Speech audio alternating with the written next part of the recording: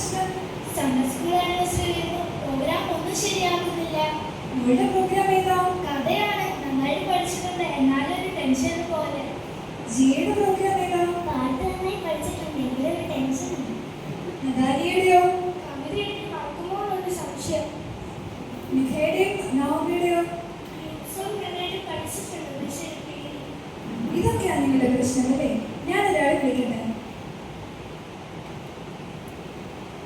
ഞാൻ നിങ്ങൾക്ക് ഒരു ദേവദാസിനെ പരിചയപ്പെടുത്താം.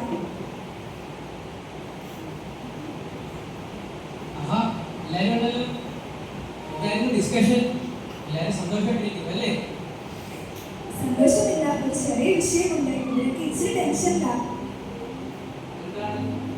അങ്കിൾ, ഞങ്ങൾ നിങ്ങളുടെ സമ്മർ സ്കൂൾ ആനിവേഴ്സറിയുടെ ചെറിയ ടെൻഷനാണ്. അതെങ്ങനെ സാധിക്കും? അതിനാണല്ലോ ഇത് നമ്മുടെ ബൈബിൾ. നിങ്ങൾക്ക് ഞാനൊരു സംഭവം പറയാം. നിങ്ങൾക്ക് എല്ലാവർക്കും നെഹമ്യാവിനെ കുറിച്ച് അറിയാവോ?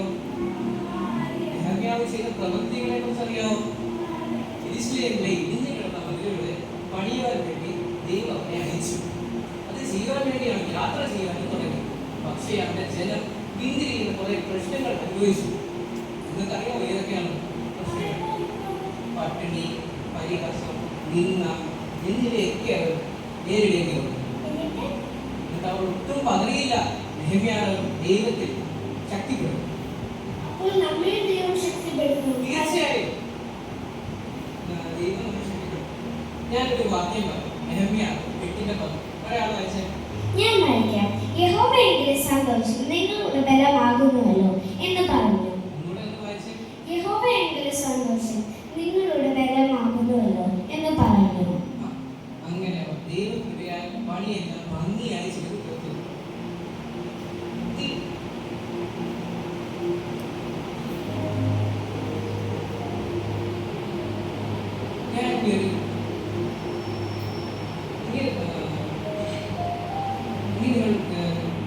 നമ്മൾ യഹോവയിൽ ആശ്രയിക്കുമ്പോൾ നമുക്ക് ശക്തിയും ബലവും നാം ജയിക്കുകയും ചെയ്യും.